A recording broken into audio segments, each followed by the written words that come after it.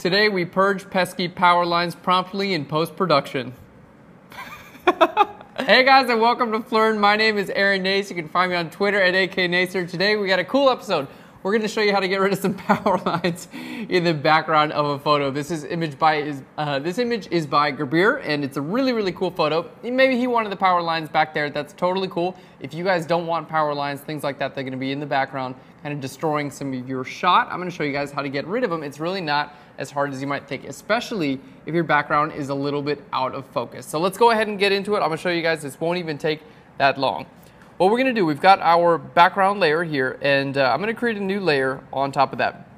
Now, there are a couple of tools that are in the arsenal of getting rid of or removing this sort of thing. You have things like your patch tool, your clone stamp tool, your healing brush tool, and, well, your brush tool. I'm going to show you the positives and negatives of each. So let's start off with our clone stamp tool. S for the clone stamp tool. And what I can do, let's just zoom out just a little bit more, is I can sample an area that's right over here, and then I can start painting right over top of my power lines. So we're sampling and then painting. S for the clone stamp tool, and then hold down Alt or Option to sample and then paint those away. All right, now make sure if you are on a new layer to have current and below checked right here where it's actually going to be sampled. If you have it sampled on current layer, it's not going to do anything because there's nothing on this current layer when you start. Okay, so here we are using our clone stamp tool, and this is not a bad technique. But the problem that I always run in with the clone stamp tool is, what if the area I'm trying to, clone stamp or whatever, like here to over there, what if that's, it doesn't look like, let's just change our blending mode back to normal, by the way. It doesn't look like, where I'm actually trying to paint. Like here, maybe it might not look like right over there.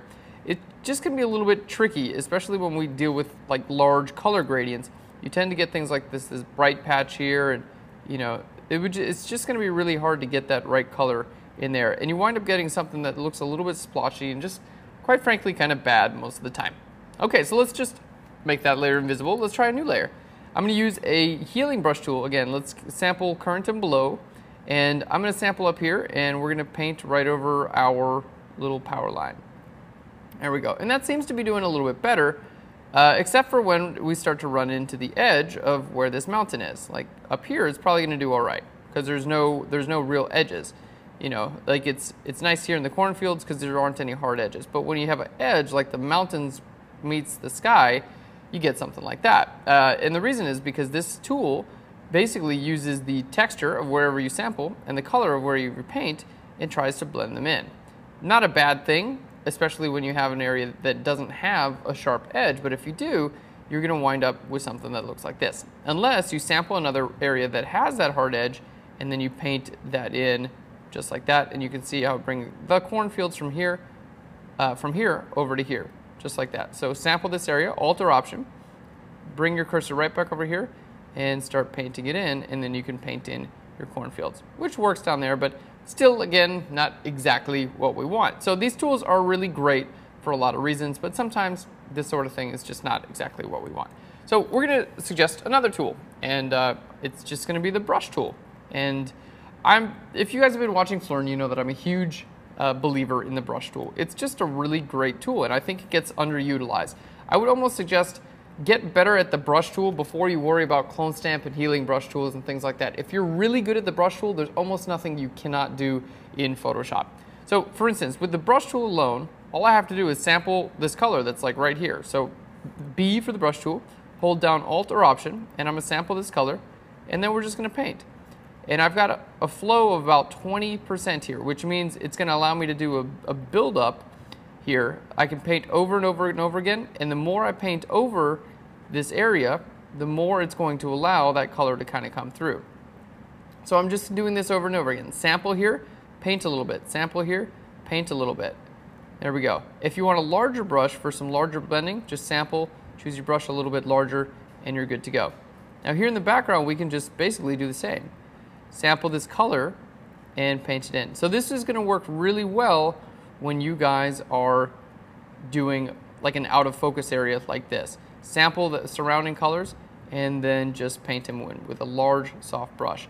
Now I am using a tablet here. This is a Wacom Intuos 4 small tablet, which I love more than anything else in the world. And if I had to stop Photoshopping, if I had to get rid of my tablet tomorrow, I think I would quit Photoshop too, because I just wouldn't do it anymore. It's silly to use Photoshop without a tablet, in my opinion. And I don't get paid to say that. We have no endorsements by Wacom at all, but I really do like this thing a lot. There we go. So just kind of like painting in here with the brush tool. Now you might run across areas like this where it's like, you know, a soft brush might not work. Just choose your brush a little bit smaller. Now you can hold a Control and Alt, click to your left and right, and that's going to make your brush larger or smaller. Up and down is going to make your brush harder and softer. If you guys are on a PC, it's going to be Control, Alt, and right click, and then you can drag there as well.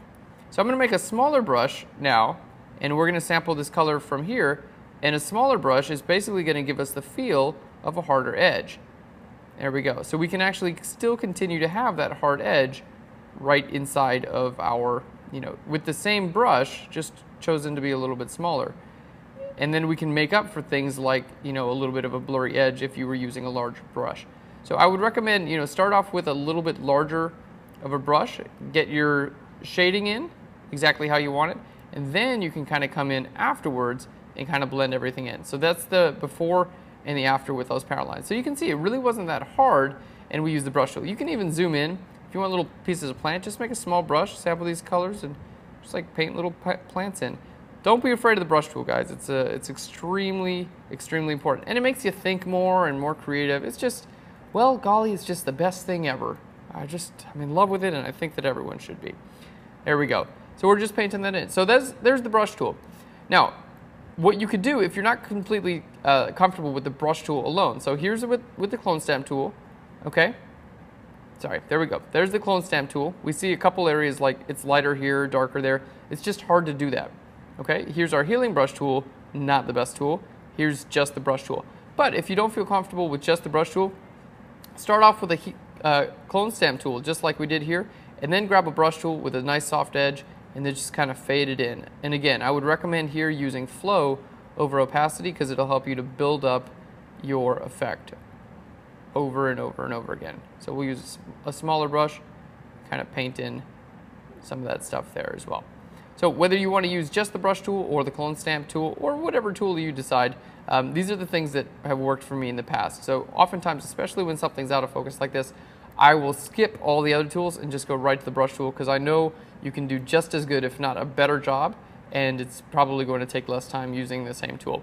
And yeah, that's pretty much it. So getting rid of those things in the background. There are many different ways to do it. We did clone stamp, healing brush, and the brush tool, and the positives and negatives of each of those things. And there we go, guys. You are equipped to get rid of anything you want in the background. Just remember, if you're using the brush tool, just sample the color that's right around the area you want to get rid of, and then paint right over it, and you're good to go. You'll make you feel like an old school master in no time. We got Leonardo DiCaprio's and Da Vinci's developing at the same time here on Phlearn.com. Thanks so much, guys, watching Phlearn. I hope this helped out, and I will Phlearn you later. Bye, everyone.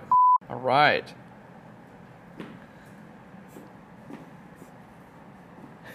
For more information on this episode, go to Phlearn.com. While you're there, be sure to check out our pro tutorials. These are the most in-depth Photoshop tutorials available on the internet. If you want one for free, just sign up for our newsletter following the link right down below and it'll be delivered to you instantly. We also feature exclusive interviews, written contents, inspiration from people like you, as well as professional photographers, and be sure to subscribe to our YouTube channel.